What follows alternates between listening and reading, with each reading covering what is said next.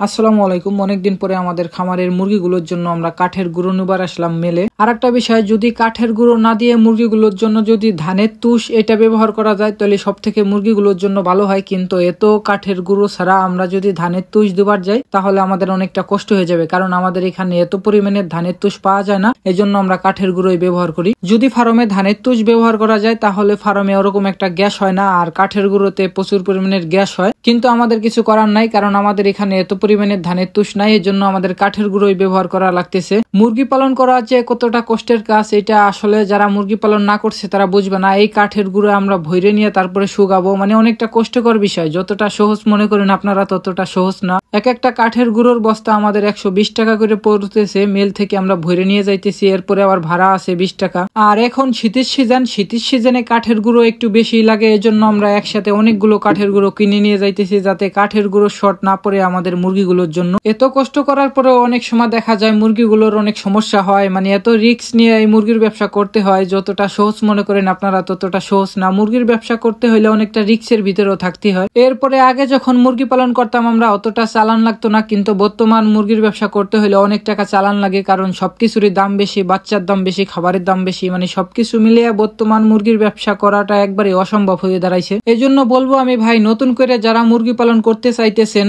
খুব সাবধানে মুরগির ব্যবসা শুরু করবেন, কারণ যতটা ব্যবসা মনে করেন আপনারা এই জায়গা ততটা মুরগির ব্যবসা নাই। মুরগির ব্যবসা আছে এটা ঠিক, কিন্তু যতটা পরিমাণের মনে করতেছেন অতটা পরিমাণের না। যদি আপনি ঠিকভাবে দাম পান, মুরগিগুলো সুস্থ থাকে, তাহলে আপনি ভালো টাকা লাভজনক হইতে পারবেন। অনেকে বলে যে মুরগির ব্যবসায় মানে অনেক লাভ, এই সব কথা শুনে আপনারা কখনো মুরগির ব্যবসা শুরু করবেন না। আপনি চিন্তা ভাবনা করে তারপরে মুরগির ব্যবসা শুরু করবেন। মুরগির ব্যবসায় যে একেবারে লাভ নাই এটা কিন্তু না। একেবারে যদি লাভজনক না হইতো তাহলে মানে আমরা তো এই ব্যবসা করতাম না। লাভজনক আছে, কিন্তু যত পরিমাণের মানুষই বলে অত পরিমাণের না। যাই হোক, অনেক কষ্ট করার পরে গুঁড়োগুলো নিয়ে বাড়িতে আসলাম। আজকের ভিডিও আমার এই পর্যন্তই শেষ। সবাই ভালো থাকবেন। আসসালামু আলাইকুম।